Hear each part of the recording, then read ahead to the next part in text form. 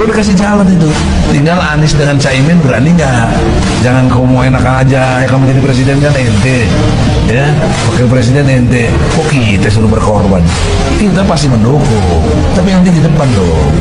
Nabi Muhammad tuh mimpi di depan, bukan dari belakang meja. Itu semakin bulat keputusannya kalau ada 1 juta orang mengepung MK dari utara, mengepung MK dari selatan, mengepung MK dari barat, dari timur, maka beton-beton itu menjadi tidak ada gunanya, saudara. Kalau saudara bicara 500 orang, bicara 5.000 orang, beton itu ada gunanya. Tapi kalau saudara-saudara datang 150.000 dari Harmoni, 150.000 dari Banten, dari barat, 200.000 dari timur, dari selatan, tidak ada gunanya saudara-saudara itu semua. Karena yang kita kepung adalah istana dan MK dan Merdeka Barat, semuanya kita kepung saudara-saudara.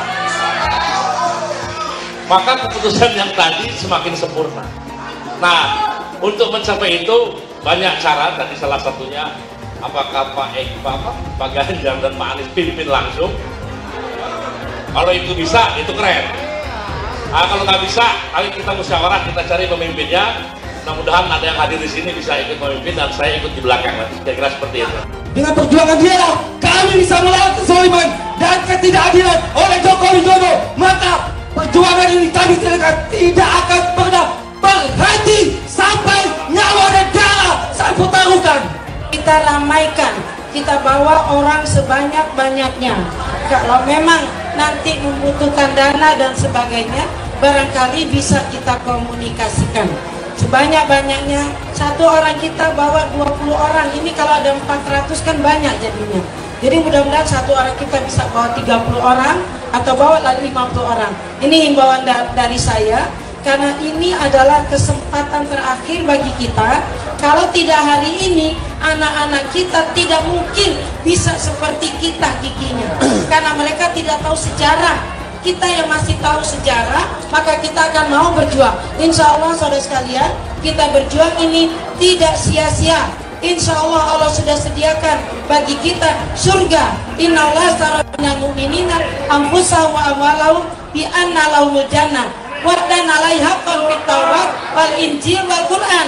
Jadi orang yang beragama apapun, kalau mereka percaya pada Injil, pada Taurat, pada Quran, mereka sudah disiapkan oleh Allah sebuah surga nanti. Insya Allah kita semua dunia bahagia, akhirat juga mendapat surga. Demikian anjuran saya dan himbauan saya. Jangan ada di antara kita yang hari ini hadir tidak datang tanggal 1 dan tanggal 2. Bawalah teman sebanyak-banyaknya agar bisa hadir 1 juta orang. Takbir. Assalamualaikum warahmatullahi wabarakatuh. Apa masih semangat mau berjuang? Apa lagi yang mau diperjuangkan kalau udah dikalahin? Semangat sambil doain, ya Allah mau aku udah tua ya, istirahat aja sambil udah gak pantas jadi wapres, bikin malu, kualitasnya kurang jauh. Doanya udah dikasih nih sama Anies semua, amin, amin ya Allah.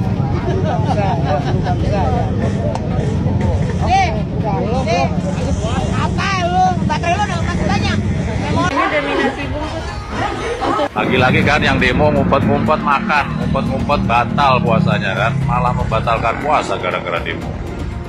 Saudara-saudaraku sekalian, saya masuk dalam tim hukum nasional Anies Baswedan. Saya tidak mewakili THN, tapi kalau Anda tanya kepada saya pribadi, apa yang akan saya lakukan terhadap keputusan saya dengan ini mengatakan, sudah selayaknya 01, 03 mulai hari ini menolak segala bentuk kecurangan dan hasil pemilihan. Seandainya KPU yang biadab ini akan menyebutkan bahwa pemenangnya adalah 02, betul? Hari ini, mulai hari ini, nyatakan tidak diterima. Lihat betapa kurang ajarnya KPU. Kita datang, mereka beri barikade. Inikah yang disebut dengan negara demokrasi? Ini pemilu yang paling brutal, pemilu yang tidak bisa dipertanggungjawabkan angka-angkanya. Karena itu, jangan bicara angka lagi, jangan bicara berapa yang kita dapatkan lagi. Yang kita harus lakukan adalah kita bubarkan pemilu ini. Kita minta diskualifikasi calon yang curang. Kita minta pemungutan suara ulang. Hanya di antara calon-calon yang tidak curang.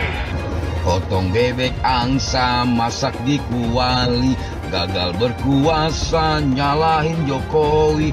Demo ke sana, demo ke sini, la la la la la la la la la la.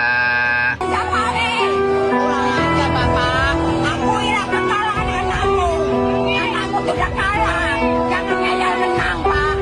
Pak, kalian tuh sadar, semua rakyat korban kalian itu jahat. Jadi kita harus menurunkan Jokowi dengan antek-anteknya, dengan semua kebijakannya yang semua nggak benar, nggak bisa kita teruskan. Pemerintahan 10 tahun ini hancur, apalagi yang akan kita teruskan? Apakah utang yang semakin membengkak? Apakah arus TKA yang semakin besar? Nggak mungkin. Jadi Jokowi nggak bisa seenaknya memakai uang negara, termasuk dia menggunakan BUMN, mengerahkan kementerian-kementerian. Aja gile, kita tidak rela. Di mana kami sudah tidak nyaman hidup di Indonesia, dan kami yakin bahwa Indonesia saat ini tidak sedang dalam baik-baik saja. Mas Anies juga mungkin hari ini gagal. Ya, tapi menurut saya karir politiknya Mas Anies belum selesai. Mas Anies masih bisa mencoba menjadi calon gubernur sekali lagi. Mungkin kan Mas Anies nggak tahan lama-lama jadi oposisi kan. Mas Anies tidak cukup kuat untuk menjadi oposisi atau tidak cukup kuat lama-lama berada di luar pemerintahan. Ya, jadi beliau bisa mencoba lagi untuk maju jadi calon gubernur DKI. Dan tahun 2029 nanti bisa mencoba peruntungan lagi menjadi calon presiden. Ibu ada yang percaya hasil Anda selama ini? Tidak percaya, 100% tidak percaya. Lawan.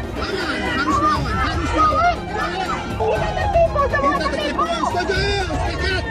Lawan semua lawan.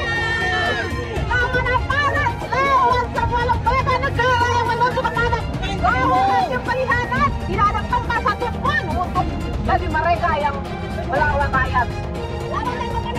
Lawan tabah dulu semuanya. Lawan ya. Merdeka harus merdeka. Seluruh rakyat harus bisa melawan dari Sabang sampai Merauke. Nah, syaratnya tidak mudah. Itu didakwa, diimpeach oleh sepertiga anggota DPR. Kalau sepertiga setuju tanda tangan, harus sidang dihadiri oleh 2/3. Kalau 2/3 setuju dari yang 2/3 itu, presiden bisa dinyatakan harus dimakzulkan tapi dibawa lagi ke MK. Rumit sekali. Rumit, dipersulit begitu. MK bilang iya, kembalikan DPR sidang lagi apa? Jadi enggak nih dimakzulkan. Kalau jadi bawa ke MPR. Forumnya 3/4. 3/4 anggota DPR harus disetujui oleh 2/3. Dan dalam situasi sekarang agaknya tidak mungkin menjatuhkan Pak Jokowi karena lebih dari separuh itu ada di koalisinya Pak Jokowi. Bagaimana mau mencapai 2/3 untuk hadir? Kalau mencari 1/3 untuk usul mungkin bisa. Tapi kalau sudah 2/3 nih sudah di Pak Jokowi nggak akan masuk ke pleno. Kita nyata-nyata dicurangin ya, benar-benar udah, ya Allah, nggak ada hayanya, nggak ada malunya sama sekali. Ya Allah, saya cuma nurut bagaimana. Ayo kita berjuang bersama. Apa selanjutnya yang kita harus lakukan? Ya lawan dong. Turun. Ya, itu yang penting. Karena bukan apa-apa. Indonesia perubahan, kita harus berubah semua. Capek ya. Kita harus dipimpin oleh pimpinan yang betul-betul beriman, yang cerdas. Itu kan. Kita nggak lama lagi mungkin umur kita sampai. Tapi yang kita pikirkan regenerasi kita, anak cucu kita. Bagaimana dia harus mengalami seperti ini? Ya Allah ya Rahim, mama udah pada teriak. Katanya semua pada mahal. Beras 20.000, ya kan? Masya Allah, tapi insya Allah kita percaya kepada Allah. Mudah-mudahan rezeki pasti ada untuk kita semua. Amin ya Rabbi. Yang penting takwa. Dan mudah-mudahan saya atas nama mungkin di antara yang hadir juga, saya turut dengan Raja Dangdut. Ayo kita berjuang bersama. Kalau kemarin kita satu, sekarang kita berjuang demi untuk bangsa negara. Ya. Oke, Allahu Akbar. Allahu Akbar. Allahu Akbar. Kemarin ada yang pede banget nih. Siapa lagi kalau bukan pendukung Pak Profesor Abah Anies Baswedan. Katanya nih, mereka yang intelek alias berpendidikan tinggi pasti milih Pak Anies. Ternyata fakta berkata lain. Sakit banget emang. Yang berpendidikan tinggi justru ramai-ramai mencoblos Prabowo Gibran. Jadi mana nih tuduhan-tuduhan kemarin yang bilang pendukung Pak Prabowo kena tipu jeget gemoy. Faktanya yang berpendidikan tinggi pilihannya Prabowo Gibran kok. Intinya gitu ya. Jangan-jangan omon-omon tapi bicara pakai data dan fakta. Udah gitu aja. Mana mungkin kami sebagai pecinta, jujur pecinta Bapak Anies Rashid Baswedan, otak kami cerdas. Hello, kami bukan orang bodoh. Kami nggak percaya kalau Pak Anies Rashid Baswedan itu kalah. 01 itu menang, 01 menang, di mana-mana itu menang, ya. Karena kami sekali lagi tekankan, wahai Bapak Jokowi, akuilah kesalahannya, akuilah kekalahannya, jangan dibalik. Katanya dapat bocoran nih, udahlah 01 akuin kesalahannya. Hello, nggak mungkin, mustahil, mustahil kalau 01 kalah. Hakul yakin, Allah punya kuasa, pasti Bapak Anies jadi presiden. Amin. Amin. Presiden. Anies presiden. Jalan nomor 1 menang, ya Allah, menang ya Allah. Ya Allah, nomor 1 menang, ya Allah, Abah menang, Abah. Abah menang. Satu putaran menang, Abah. Abah menang, satu putaran, Abah menang. Saya diberi nilai 11 dari 100. Itu nilai luar biasa. Pertama kali dalam hidup saya terima nilai itu.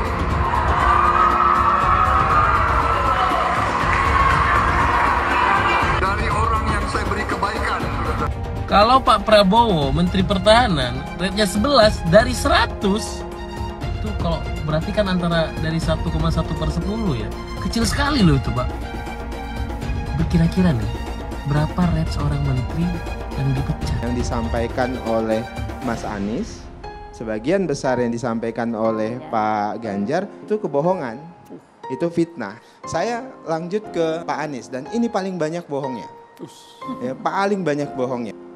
Ini bengis sekali nih pernyataan, bengis dan jahat, hanya untuk tujuan menjatuhkan Pak Prabowo, kemudian menggunakan data palsu dan bohong. Dan publik itu sudah mendengarkan pernyataan bohong itu, dan sebagian publik itu sudah mengkonsumsi pernyataan bohong itu, dan itu berbahaya. Itu pernyataan bohong yang luar biasa. Terkait dengan pertahanan, berapa skor yang Bapak berikan atas kinerja Kementerian Pertahanan yang dipimpin oleh Bapak Prabowo? Silakan Pak Ganjar. 5 juga. Skornya justru di bawah 5, Mas Ganjar. Kalau 5 itu ketinggian, Pak Ganjar. Terima kasih, Pak Ganjar. Anies gak usah takut. Disebut aja angkanya berapa gitu. Kayak saya gitu loh. Jangan di bawah 5, sebut aja berapa. 11, Mas. Dari 100. Pak Prabowo, itu sebelumnya Pak Prabowo sudah menyumbangkan 400 miliar untuk pencalonan Pak Anies sebagai gubernur. Nah itu kalau kita bicara etik di mananya? Dan kalau Mbak bilang Pak Prabowo hanya mengejar kekuasaan, saya tanya, karena Pak Anies memangnya maju jadi capres itu mengejar apa? Saya tanya, apakah nggak mengejar kekuasaan sebagai calon presiden? Sesudah keputusan MK, dan kemudian di MK dibentuk MK yang hasilnya mengatakan bahwa terjadi pelanggaran etika berat yang menyebabkan keputusan yang dibuat oleh MK secara etika bermasalah. Sesudah Bapak mendengar bahwa ternyata pencalonan persyaratannya bermasalah secara etika, pertanyaan saya, apa perasaan Bapak ketika mendengar bahwa ada pelanggaran etika di situ? Bagaimana perasaan Mas Prabowo? Soal etik. Enggak semua etik. Oposisi itu penting dan sama-sama terhormat. Sayangnya tidak semua orang tahan untuk berada menjadi oposisi. Oke? Seperti sampaikan Pak Prabowo tidak tahan untuk menjadi oposisi.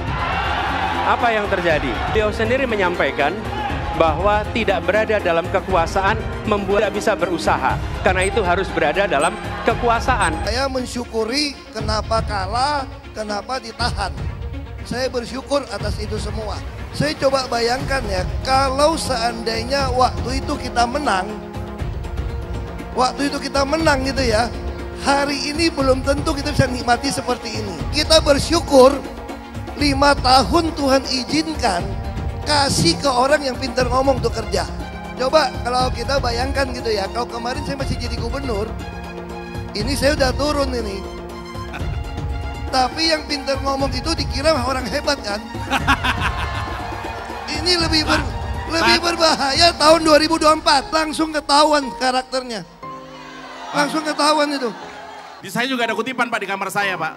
Tulisannya, Jakarta telah mengambil keputusan yang fatal. Jangan hanya konsentrasi pada pembangunan benda-benda mati yang indah difoto dan bisa ditunjukkan dalam 5 tahun hasilnya. Kalau kita mau menilai sebuah janji, maka lihat janjinya atau lihat kenyataannya. Dulu janjinya apa ya? Dan ini aneh, betul-betul aneh. Ini bukan kampanye, tapi saya sampaikan sini. Di satu sisi menyiapkan jalur-jalur air untuk dikirim ke laut, di sisi lain di lautnya dipasang dengan pulau reklamasi, tinggal tunggu waktu jadi rob, air balik. Dan ini melawan sunatullah. Kenapa? Air itu turun dari langit ke bumi, bukan ke laut. Harusnya dimasukkan ke dalam bumi, masukkan tanah. Di seluruh dunia air jatuh itu dimasukkan ke tanah. Bukan dialirkan pakai gorong-gorong raksasa ke laut. Jakarta telah mengambil keputusan yang fatal. Bukan banjir, itu memang parkir air. Bukan banjir, itu memang parkir air. Masyarakat berkeliling dengan membawa toa untuk memberitahu semuanya, termasuk sirine. Kaibon 82 miliar. Apa alat transportasi yang dimiliki oleh hampir setiap orang? Alat transportasi yang dimiliki semua orang adalah kaki. Kalau seandainya orang Jakarta percaya Pak Anies jadi gubernur pun, saya berani jamin kok dia akan lakukan normalisasi yang sama seperti saya lakukan kok. Nggak usah bohong lah. Ketika air sampai di muara, maka siap untuk dipompa ke laut. Pancasila Soekarno, ketuhanan ada di pantai. Anak Tuhan dari mana? Kalau Yesus anak Tuhan, bidangnya siapa? Besok di seluruh wilayah Indonesia kami katakan dan Iblis hanya menggoda orang yang beriman. Makanya jarang-jarang orang kafir kerasukan setan. Yang kerasukan setan itu orang baik-baik. Jarang, saya belum pernah nengok Cina kerasukan setan. Pernah tak Ahok itu kerasukan setan? Enggak, setannya juga. Karena sesama setan jarang saling menggoda. Karena di salib itu ada jin kafir. Karena di salib itu ada jin kafir. Karena di salib itu ada jin kafir. Haleluya. Kepalanya ke kiri apa ke kanan? Kepalanya ke kiri apa ke kanan? Tetap percaya salib itu lambang mulia, bukan jin. Kok ketawa? Aku nggak nyindir siapa-siapa loh. Saya nggak pernah mundur untuk kebenaran, keadilan, kejujuran. Dan peri kemanusiaan, gue nggak pernah mundur. Dan gue nggak pernah takut juga sama lu. Siapapun yang rasis, gue akan hadapin. Karena rasis itu tidak berperi kemanusiaan. Sama saya ditanya dulu kan, kamu nyesel nggak statement kamu di Pulau Seribu sehingga masih masuk penjara? Tidak pernah nyesel, karena saya mengatakan kebenaran. Relawan Anies yang mayoritas pengasuh khilafah, seperti kadrun FPI dan HTI, ingin melengsarkan Pak Jokowi. Dengan menggunakan politik identitas, relawan Anies akan menggulingkan Jokowi. Tapi pendukung Anies lupa bahwa 82% penduduk Indonesia suka dengan kinerja Pak Jokowi. Ingat, di belakang Anies ada ormas pengasuh khilafah, seperti FPI, HTI, PA212. Saya yakin sebentar lagi karma Ahok akan mengejar Anies Baswedan. Teman-teman pasti tahu dong, sidang sengketa hasil pemilu 2024 di MK. Jadi pihak paslon nomor 1 yaitu Pak Anies Muhaimin dan juga paslon nomor 3 yaitu Pak Ganjar Mahfud ya nggak terima dengan kekalahan mereka, lantas mereka menyengketakan hasil Pilpres 2024 kemarin. Nah, karena menurut hemat saya nih teman-teman, koar-koar di luaran bahwa pemilu curang itu cuman akan mendelegitimasi hasil pemilu aja. Nggak ada faedahnya buat rakyat, malah banyak mudaratnya. Jadi sekali lagi, mari kita hormati langkah hukum paslon yang kalah ini. Sidang di MK pun adalah forum yang sangat sakral, sangat terhormat. Menurut saya ini jauh lebih baik ya daripada ya mereka yang kalah terus koar-koar di luaran ya dan nggak mau pakai kanal yang udah disediakan oleh hukum ya seperti Bawaslu, DKPP dan terutama MK kalau soal sengketa hasil. Nah, yang saya mau bahas adalah jalannya persidangan di MK ya sidang kemarin ya yang menurut saya nggak luput diisi oleh momen-momen lucu. Pertama-tama saya ingin mengucapkan bahwa saya atau siapapun wajib menghormati langkah mereka ini karena memang hukum menyediakan kanal penyengketaan ini ya kalau memang terjadi kecurangan dalam proses pemilu yang berdampak pada hasil. Nah, maka MK di sini berwenang untuk meluruskan bahkan bisa membatalkan hasil pemilu tersebut. Nah, teman-teman, inilah 3 momen lucu dalam sidang kesaksian Paslon Amin yang membuat gugatan paslon-paslon kalah pemilu ini seperti kayak bercandaan gitu. Pertama, saksi Amin diulti supaya kasih kesaksian doang ya, nggak pakai bumbu opini pribadi. Jadi awalnya saksi Amin yaitu Mas M. Fauzi dengan percaya dirinya seperti mengajari forum bahwa perolehan suara itu dipengaruhi oleh keberpihakan kepala daerah yang menggunakan wewenangnya untuk kemenangan paslon tertentu. Ya sebenarnya nggak salah sih substansi ucapan Mas Fauzi ini. Tapi kan beliau dihadirkan ke sana sebagai saksi. Ya, untuk membuktikan apa yang menjadi dalil dalam permohonan sidang, bukan mengulang lagi apa yang didalilkan dalam permohonan sidang. Dikutip dari kantor berita.com, saksi Amin kepergok nambah-nambahin opini pribadi ke dalam kesaksian yang sudah disumpah. Sebagai catatan, teman-teman, saksi di dalam sebuah persidangan dihadirkan untuk memberikan kesaksian bahwa dia pernah melihat, mendengar, atau mengalami, atau memiliki alat bukti yang sah di mata hukum. Bukan untuk berargumen apalagi menyampaikan pendapat pribadi yang nggak ada hubungannya dengan materi kesaksian yang diminta oleh hakim. Akhirnya Ketua Mahkamah Konstitusi Pak Soehartoyo yang mengingatkan saksi M. Fauzi tersebut untuk menjawab sesuai dengan kapasitasnya aja sebagai saksi. Hakim Soehartoyo meminta M. Fauzi untuk nggak nambah-nambahin dengan pendapat pribadi. Kedua, diminta tunjukin bukti, saksi Amin malah kasih screenshot. Teman-teman, Pak Adnin ini kok ya jadi saksi, tapi kesaksiannya kosong. Lah diminta bukti malah screenshotan yang dikasih. Ini forum sidang Mahkamah Konstitusi loh, bukan ngobrol-ngobrol warung kopi. Bahkan dalam perdebatan politik di TV-TV aja harus lebih serius daripada kelakuan Pak Adnin ini. Ada-ada aja. Jadi dijawab oleh Pak Adnin bahwa ia punya buktinya. Tapi Pak Adnin tergagap ketika Hakim Saldi bertanya, bukti tersebut diregistrasikan di nomor berapa pada berkas permohonan yang diajukan. Dan Pak Adnin ngaku bahwa bukti tersebut nggak didaftarin dalam berkas permohonan. Didesak terus, mana buktinya? Akhirnya Pak Adnin bilang, di HP saya, katanya.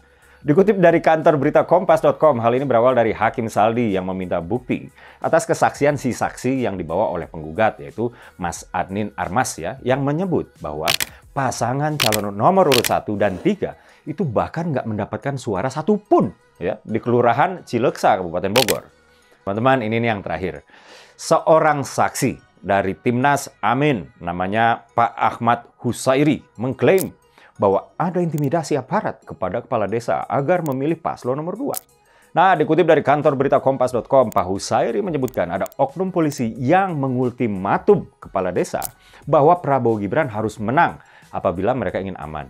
Dari sana tentu hakim minta lebih detail lagi keterangan saksi supaya bisa ditelusuri lagi kebenarannya. Kesannya Pak Husairi ini lagi bilang, udahlah percaya aja nggak usah banyak tanya. Ya kalau gitu ngapain ada sidang Pak?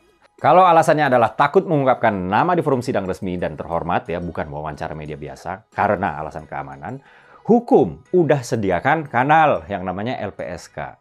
Ini kan kayak nggak serius, boro-boro bicara keadilan, kalau kelakuan mereka aja kayak jadiin sidang MK ini bercandaan. Jadi hakim nanya dong, siapa nama oknum polisi tersebut? Nah, mengaku tahu nama oknum polisi tersebut. Tapi Pak Husairi menolak menyebutkan siapa namanya. Berkedok demi keselamatan dirinya. Lah ini aneh banget, punya kesaksian tapi sepotong-sepotong. Bagaimana kesaksian Pak Husairi ini bisa divalidasi? Kalau dia aja nggak mau keterangannya tersebut itu ditelusuri kebenarannya. Relawan Anies semakin beringas dan Anies semakin galau. Dengan menggunakan politik identitas, relawan Anies akan menggulingkan Jokowi. Relawan Anies yang mayoritas mengusung khilafah, seperti kadrun FPI dan HTI, ingin melengsarkan Pak Jokowi. Tapi pendukung Anies lupa bahwa 82% penduduk Indonesia suka dengan kinerja Pak Jokowi. Saya pikir kalau terjadi baku hantam, maka ada 82% yang akan menghajar kadrun pengasong khilafah itu. Nasdem pun semakin pusing melihat Anies, karena elektabilitas Anies semakin jatuh. Dan banyak kader-kader Nasdem terjerat kasus korupsi, seperti belakangan kasus korupsi BTS. Kasus korupsi 8 triliun yang dilakukan oleh kader terbaik Nasdem yaitu Johnny G. Plate, ini sangat menghantam Partai Nasdem, Menteri dari Kementerian Pertanian, di mana ini juga adalah dari Partai Nasdem. Semenjak Nasdem mengusung Anies, banyak sekali petaka yang diterima oleh Nasdem. Apakah ini merupakan karma dari Ahok? Silahkan komentar di kolom komentar. Yang jelas saya tidak akan memilih Anies, karena Anies bukan pribumi yang jelas. Dan Anies juga merupakan antitesis daripada Jokowi. Antitesis artinya bertolak belakangan dengan semua kebijakan Jokowi. Anies sudah terang-terangan menyebutkan dia tidak akan melanjutkan kinerja dari Pak Jokowi. Tidak ada infrastruktur yang akan dibangun jika Anies memimpin Indonesia 5 tahun ke depan. Lagi pula Anies juga didukung oleh khilafah dan pendukung Anies dari ormas seperti FPI dan juga HTI. Apa kita mau FPI dan HTI kembali di Indonesia jika Anies memimpin? Anies adalah bapak politik identitas yang menghalalkan segala cara untuk menggapai kekuasaan, termasuk menggunakan politik identitas berbasis agama. Kita lihat di kasus Ahok. Kita sudah bisa melihat kinerja Anies selama 5 tahun di Jakarta, dan ini merupakan rekam jejak Anies Baswedan. Tidak ada satupun janji yang dipenuhi, dan tidak ada kinerja yang bisa dibanggakan. Dari DP 0%, OKOC, kelebihan bayar, Formula E, banjir, sumur resapan, jalan rusak, dan gonta-ganti nama jalan. Jadi saya rasa tagline perubahan yang diusung Anies adalah tagline merubah kata korupsi menjadi kelebihan bayar, supaya semua koruptor tidak dijerat oleh pasal korupsi. Karena mereka semua hanya melakukan kelebihan bayar. Jadi perkataan Ahok sudah terbukti, dan Jakarta sudah menjadi korban. Jangan biarkan Indonesia menjadi korban kibulan Anies Baswedan. Suara minoritas jangan lagi merasa takut untuk memilih pemimpin yang membela hak minoritas. Karena Anies jelas hanya memanfaatkan suara minoritas untuk mendapatkan suara. Ingat, di belakang Anies ada ormas pengasong khilafah, seperti FPI, HTI, PA212. Saya yakin sebentar lagi karma Ahok akan mengejar Anies Baswedan. Begitu saja opini saya hari ini. Tuliskan opini kalian tentang Anies Baswedan di kolom komentar. Dan juga tuliskan pendapat kalian tentang people power oleh relawan Anies untuk melengsarkan Pak Jokowi. Tuliskan pendapat kalian. Jika kalian siap untuk melawan people power yang digaungkan oleh relawan Anies, ayo tuliskan lawan people power di kolom komentar. Pastikan Anda semua like video ini dan bagikan video ini ke teman dan family Anda supaya mereka semua mengetahui tentang informasi ini. Tekan tombol subscribe dan bunyikan lonceng notifikasi supaya kamu tidak ketinggalan